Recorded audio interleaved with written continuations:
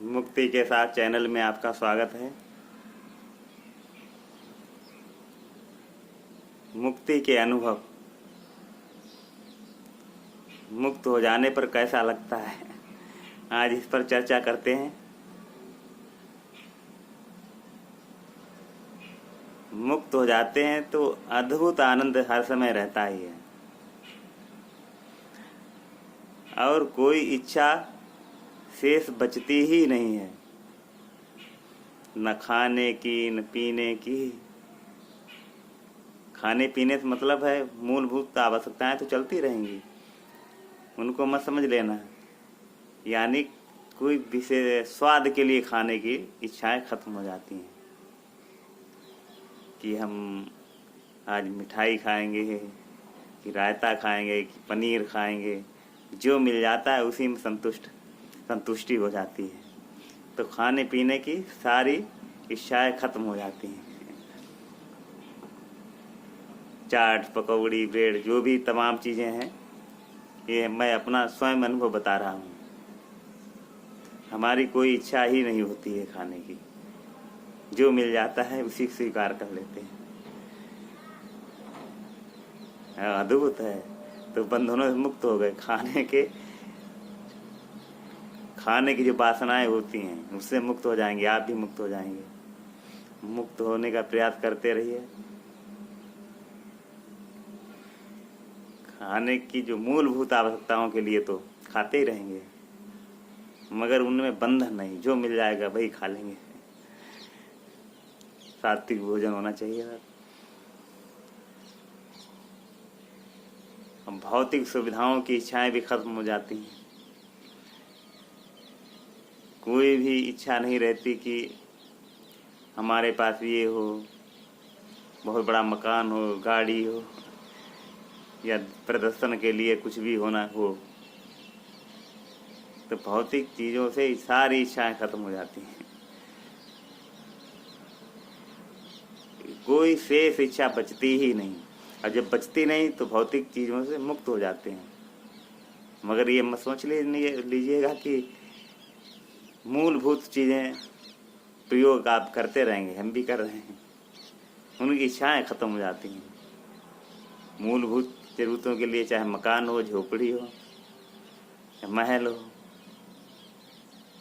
उनकी इच्छाएं नहीं होंगी मगर रहते रहेंगे उनमें। तो मुक्ति एक अद्भुत है। किसी से कोई वासना ना होकर मुक्त होकर लाभ उठाते रहेंगे। शिक्षक हैं हम, तो बच्चों को पढ़ाते रहेंगे और आनंदित होकर कि मुक्त होकर पढ़ाएंगे तो वहाँ मन लगेगा। तो प्रक्रियाएं तो सब जारी रहेंगी मगर मुक्त होकर जारी रहेंगी। कि जब तक जीवन होता है तो मुक्त होकर प्रक्रियाएं तो जारी रहती हैं और रहना भी चाहिए। मुक्त होने का मतलब ये नहीं कि सिर्फ बैठे रहे। तो बैठना, मुक्त होकर बैठना से क्या, बैठने की कोई आवश्यकता ही नहीं। चलते रहो तब भी वही बात, बैठे रहो तब भी एक ही चाहिए स्थिति। परिवार है हमारा, तो बच्चों के साथ रहते हैं, पत्नी है, तो इच्छाओं से मुक्त हुए रह रहे हैं। अद्भुत आनंद है, कोई बंधन नहीं है। कर्तव्य सब निभाते रहेंगे, कर्तव्य और अच्छी तरीके से निभाएंगे। तो मुक्त व्यक्ति हर कार्य को अच्छे से कर सकता है। ये भावना निकाल दीजिए कि मुक्त व्यक्ति कुछ नहीं करेगा। मुक्त व्यक्ति मुक्त होकर आनंदित होकर करेगा, हर काम करेगा। व्यापार है तो व्यापार करता रहेगा, ये मुक्त होकर करेगा। वासनाएं नहीं होंगी तो वो शुद्ध व्यापार करेगा। कोई भी चीज़ है, खाद्य पदार्थ में मिलावट नहीं करेगा। रेट उसके भले ही ज़्यादा बढ़ा दे, दूसरों को कष्ट ना हो ऐसे काम नहीं करेगा। तो मुक्त व्यक्ति व्यापार भी करता है तो संसार को लाभ ही पहुंचाएगा, समाज को लाभ पहुंचाएगा। क्योंकि खाद्य पदार्थ बेच रहा है तो शुद्ध बेचेगा, क्योंकि उसे वासनाएं नहीं है और क्रियाएं तो करता ही रहेगा, क्योंकि जीवन यापन के लिए, खाने पीने के लिए, बच्चों के लिए कुछ तो कमाता ही रहेगा, मगर शुद्ध भाव से कमाएगा। यही मुक्ति है, यही आनंद है। वैसे वासनाओं में बहकर लोग क्या क्या नहीं करते हैं। खाने पीने की चीज़ों में देखा होगा आपने क्या क्या मिलाया जाता है। अगर वही व्यक्ति मुक्त हो जाएं, वासनाएं कम होंगी तो उन्हें जरूरत ही नहीं रहेगा। और जब मुक्त हो जाएंगे, शुद्ध व्यापार करेंगे तो उनकी बिक्री और बढ़ जाएगी, तो बच्चों का लालन पालन सही होता रहेगा। तो मुक्त होने के लिए हर जगह ज़रूरत है। ठहर जाएं, मुक्त तो है ही। हम मुक्त अपने आप जानने कैसे? सतत स्मरण द्वारा चेतना जुड़े रहें, दृष्टा जुड़े रहें। तो मुक्ति या मुक्त होना ये समाज के लिए बहुत आवश्यक है, परम आवश्यक है। जो लोग कह रहे हैं कि मुक्ति में क्या लाभ, समाज से व्यक्ति अलग, ऐसा नहीं है। जो मुक्त नहीं वो समाज को कितना कष्ट पहुंचा रहे हैं, आप देख रहे हैं आस पड़ोस में। मुक्त ना होने के कारण कितना दुरुपयोग किया जा रहा है चीज़ों का, कितनी मिलावटें हो रही हैं, कितनी कमीशनखोरी हो रही है। अब कर क्या रहे हैं? पैसा इकट्ठा करते हैं और दुख होता है। मुक्त होकर करें तो उन्हें कोई मतलब ही नहीं, अच्छे कामों में लगेगा।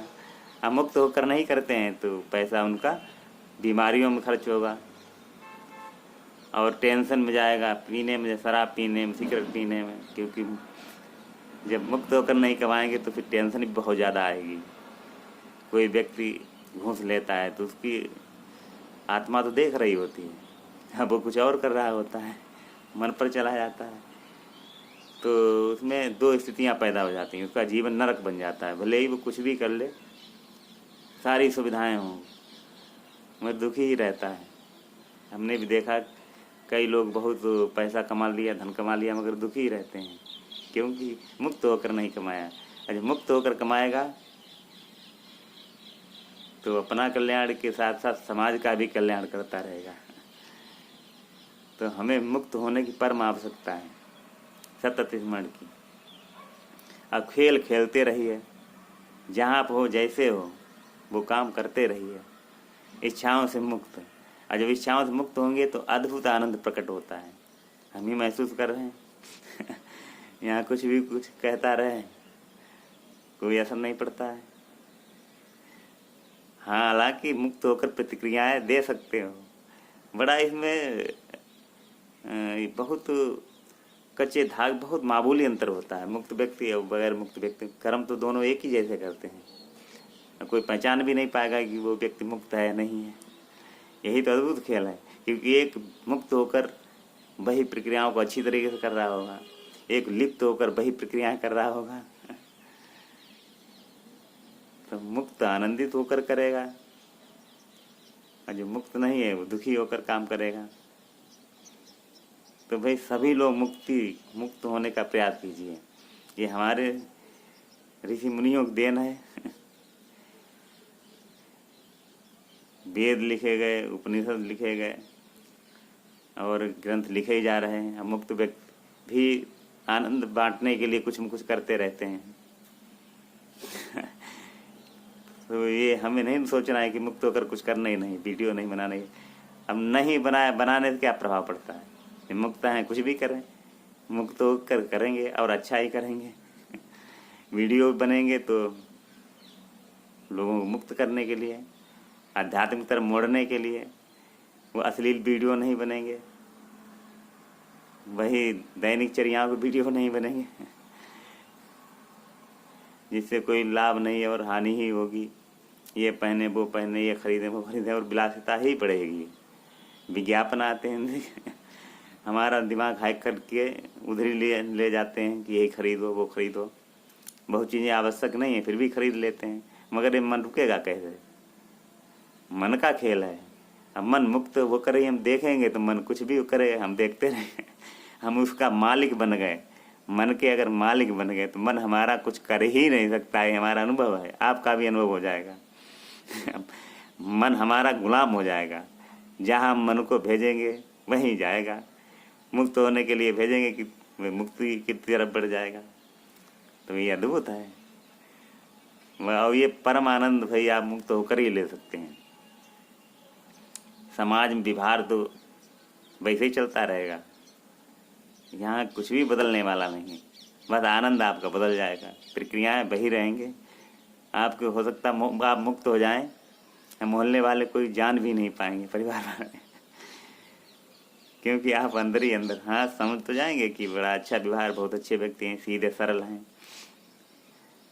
हमारे बारे में भी कहते हैं, मगर हम प्रक्रियाएं तो सब करते ही रहते हैं। अब करते रहेंगे और अच्छी तरीके से करते रहेंगे, भागना तो है ही नहीं, क्योंकि ये जन्म अद्भुत होता है, यहाँ खेलने के लिए ही जन्म होता है। चेतना ये निर्माण स्वयं से, उसमें भाव प्रकट होते हैं, भाव से ये संसार निर्मित होता है, हम निर्मित होते सब कोई, तो इसीलिए निर्मित करता है कि खेलिए, मुक्त होकर खेलते हुए देखिए, तो इससे आप और शुद्ध होंगे, सोने की तरह शुद्ध हो जाएंगे।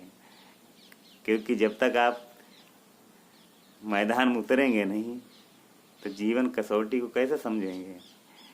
तो चेतन अपने आप को ही निखारता है, ऐसे ही अद्भुत खेल है, चेतन ही प्रकट होता है, वो और निखारता है, तो निखारने के लिए वो जन्म लेता है, मतलब प्रकटीकरण करता है। आपने देखा होगा कि कुछ लोग कहते हैं कि वो बहुत बेईमान है, उन्हें दुख नहीं होता, कष्ट नहीं, या कि हमें ज़्यादा होता है, हम बहुत ईमानदार, मगर ये भी कहीं न कहीं चापलूसी ही है, झूठी बाँचना है। दृष्टा चेतना को सिर्फ देखता रहता है कि आप क्या कर रहे हैं, क्योंकि ये नियम लागू हो जाए तो हम भी बहुत पाप कर रहे हैं, आप भी कर रहे हैं, हर कोई कर रहा होता है। हम लोग कितने जीव, हम छोटे जीव ख़त्म हो जाते हैं जब हम बाइक चलते हैं, कार चलते हैं, पैदल चलते हैं, तो अगर चेतना ऐसे ही दंड देने लगती तो फिर हम भी नहीं होते। हम कितने पौधों को खाते, पौधों में भी जीवन है, घास को भी काट देते हैं तो इसकी मृत्यु होती है।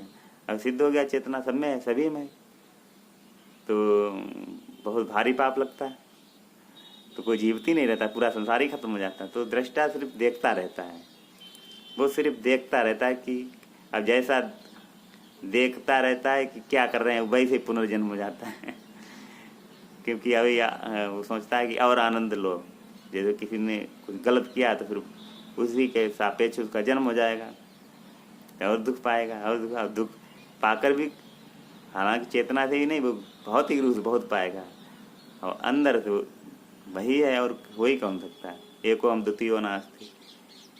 तो अद्भुत आनंद है भाई, सत्संग की तरफ मुड़े और 1-2 घंटे आए घंटे ऐसे अपने आप देखते रहें क्या हलचल हो रही है, कुछ करना भी नहीं है, कोई करने की इच्छा भी है तो योग करके देखते रहिए, सब करते हुए देखते रहिए। नमस्कार।